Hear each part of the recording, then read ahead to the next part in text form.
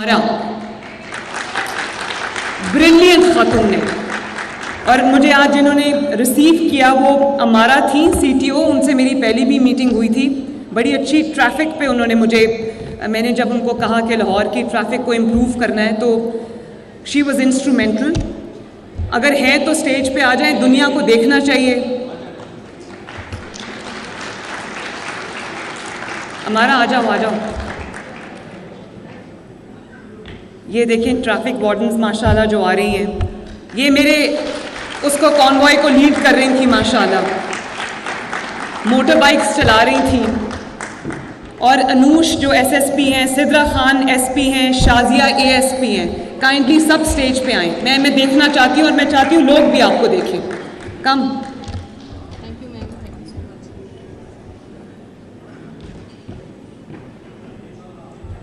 आओ।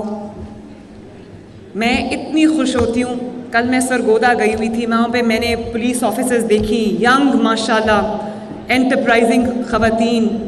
और थानों में मैंने देखा कि पुलिस ऑफिसर्स थी जो विमेन डेस्क इन्होंने बनाए हैं। और मैं IG साहब को शाबाश भी देती हूँ, इनके पूरे पुलिस डिपार्टमेंट को मैं शाबाश देती हूँ।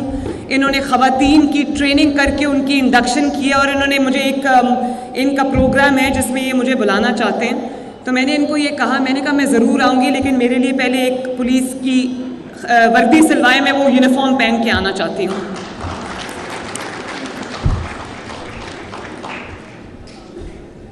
और ये भी मुझे बहुत खुशी होती है कि जहाँ पर मैं जाती हूँ वहाँ पर मैं देखती हूँ कि सिर्फ पुलिस ऑफिसर्स नहीं, हमारी जो एक्चुअली हमारी DCs हैं, कमिश्नर्स हैं, ACs हैं। फॉर इंस्टेंस ये DC लाहौर राफिया हैं, हर जगह ये कमाल का काम कर रही हैं। तो मुझे इतना फ़ख्र होता है आप सबको देखकर। मेरी अपनी मिनिस्टर्स यहाँ पर बैठी हैं, मरियम औरंगज़ेब साहिबा बैठी हैं और अज़मा बैठी हैं, और मेरी अपनी MNAs यहाँ पर बैठी हैं माशाल्लाह, MPAs बैठी हैं यहाँ पर। बहुत मेहनती एंटरप्राइजिंग ख़वातीन हैं। और ये भी अफसोस की भी बात है कि एक ख़ातून को अपने आप को प्रूव करने के लिए she has to work twice as hard as man, वरना एक्नॉलेजमेंट नहीं होती। और मैं अपनी आप को मिसाल देती हूँ, मुझे भी अपनी पार्टी में, क्योंकि बहुत मेल डोमिनेटेड हिस्टोरिकली ये पार्टी रही है, तो मुझे भी अपनी जगह बनाने के लिए 12-13 साल बहुत मेहनत करनी पड़ी। लेकिन आज अगर मैं यहाँ खड़ी हूँ तो ये हर इस खातून के लिए, माँ के लिए, बेटी के लिए, बहन के लिए मैसेज है कि अगर आप कुछ करना चाहते हैं तो औरत होना, आपके जो ख्वाब हैं, आपका जो मिशन है, आपका जो दिल करता है करने को, उसकी तकमील में वो रुकावट नहीं हो सकता। ये ख़वातीन आपके सामने मिसाल है माशाल्लाह। तो I am very very proud of all of you माशाल्लाह, वेल डन।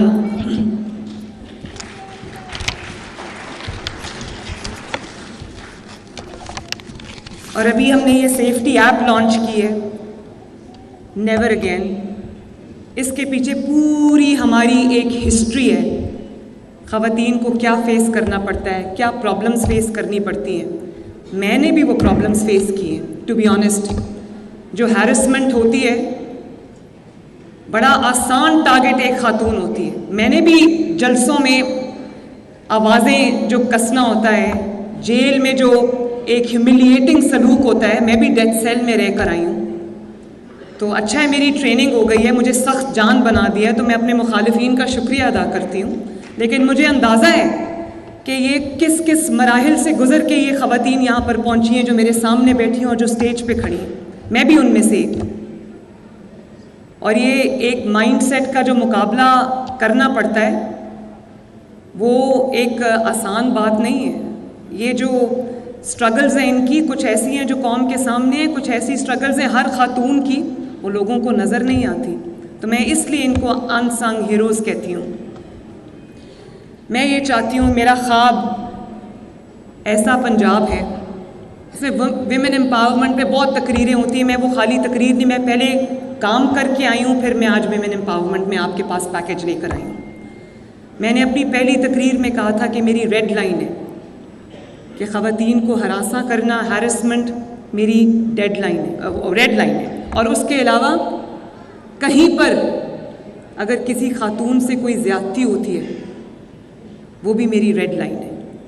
और मैं ये भी समझती हूँ कि जहाँ पर अगर कोई बच्ची काम करना चाहती है, पढ़ना चाहती है, तो वो पढ़े, आला तालीम हासिल करना चाहती है तो करे।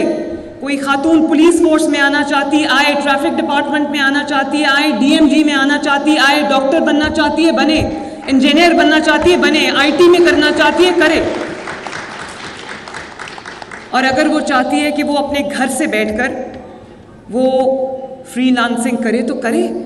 अगर वो चाहती है कि वो अपने घर से बैठकर अपने एक सिक्योर एनवायरनमेंट में वो अपना कोई बिजनेस करना चाहती है, उसको करना चाहिए। मैं चाहती हूँ कि मैं एक ऐसा एनवायरनमेंट पंजाब की ख़वातीन को देकर जाऊँ जहाँ पे किसी खातून को अपने ख्वाब को पूरा करने के लिए, अपने एंड्स मीट करने के लिए कोई मुश्किल का सामना ना करना पड़े। वर्क प्लेसेस जो हैं वो हमारी सेफ़ हों, वहाँ पर कोई किसी भी खातून को एक मेंटल स्ट्रेस का सामना ना करना पड़े कि मुझे किसी भी वक्त किसी सेफ्टी या सिक्योरिटी सिचुएशन का सामना करना पड़ सकता है। मुझे बहुत अफसोस के साथ भी ये बात कहनी पड़ती है कि आज भी जो मेरे पास हर सुबह रिपोर्ट आती है उसमें अभी भी रेप्स जो हैं वो हर रोज़ का मामूल है, हर रोज़ का। लेकिन गिरफ्तारियां भी हो जाती हैं, आईजी साहब यहाँ बैठे हैं, बहुत जल्दी एफिशिएंटली पकड़ते हैं मुल्ज़िमान को, लेकिन वो आज भी वो वाक़यात हो रहे हैं। वो क्यों हो रहे हैं? वो लूप होल्स इतने बड़े हैं हमारे सिस्टम के अंदर, वो अदालत में जाते हैं, अदालत उनको छोड़ देती है। कल मैं सरगोदा गई तो यकीन माने मैं ये शेयर करना चाहती हूँ आपके साथ कि एक बच्ची थी 12 साल की, आयशा। तो मैंने कोई 3 दिन पहले मुझे पता चला कि उसके जो एम्प्लॉयर्स हैं एक मियाँ बीवी थे, बिल्कुल यंग, न्यूली मैरिड। तो उन्होंने उसको इतना मारा, 2 महीने माँ बाप से मिलने नहीं दिया, इतना मारा, इतना तशद्दुद किया। घर पे मुलाजिम थी, उनके मुलाजमा थी कि वो बच्ची 2 महीने के तशद्दुद के बाद वो अपनी जान से हाथ धो बैठी, 12 साल की।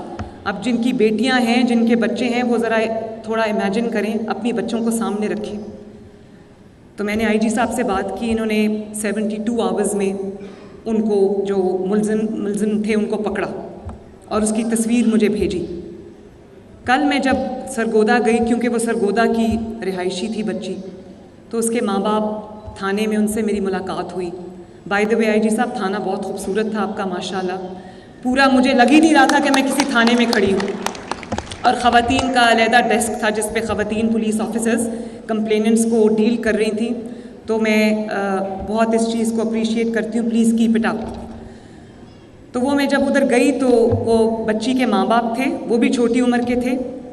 बच्ची की एक बहन थी, वो सुन भी नहीं सकती थी, बोल भी नहीं सकती थी। वो ख़ुद छोटी उम्र की थी, आई थिंक 13-14 की होगी या उससे भी छोटी थी। तो मैंने पूछा कि ये आयशा की बड़ी बहन है? छोटी बहन है? उसने कहा नहीं, आयशा की बड़ी बहन है ये, मतलब आयशा उससे भी छोटी थी। और बाप ने कहा कि वो एक छोटा सा बेचारा गरीब सा बंदा था, 5 लाख रुपया उस पर कर्ज़ा था, और उस कर्ज़े को अदा करने के लिए उसने अपनी इस बेटी को उधर मुलाजमत किसी मियाँ बीवी के घर में दी थी। तो मैं खुश हूँ कि वो मुल्ज़िमान पकड़े गए हैं, लेकिन अफसोस मुझे इस बात का है कि हमारा जुडिशल सिस्टम ऐसा है, हमारा इंसाफ का सिस्टम ऐसा है कि मुझे लगता है कि कहीं ना कहीं वो इन्फ्लुएंस करके, जिनको इतना खौफ नहीं था कि वो क्या कर रहे हैं। वो माँ ने मुझे बताया कि वो बच्ची इतनी तकलीफ़ में थी, लेकिन उस बच्ची को माँ से बात करने की इजाज़त नहीं थी कि कहीं वो उसको ये ना बता दे कि मेरे पे जुल्म हो रहा है। मैंने उसकी तस्वीरें देखी, मैं शेयर नहीं कर सकती थी, मैंने ट्विटर पे भी वो लिखा, मैं शेयर नहीं कर सकती थी। वो बहुत तकलीफ़ दे तस्वीरें, लेकिन कौम को, हमारे मुआशरे को वो तस्वीर देखनी चाहिए। उससे पता चलता है कि हम किस किस्म के मुश्किलात का हमें एज ए सोसाइटी सामना है। उसकी जो जिस्म पे कोई हिस्सा ऐसा नहीं था जहाँ तशद्दुद के निशानात ना हो, उसकी स्किन नहीं थी। और आज से चंद माह पहले मैं लाहौर जनरल हॉस्पिटल में गई, इसी तरह का एक वाक़या मुझे रिपोर्ट हुआ, मुझे पता चला, तो मैं उस बच्ची को मिलने गई।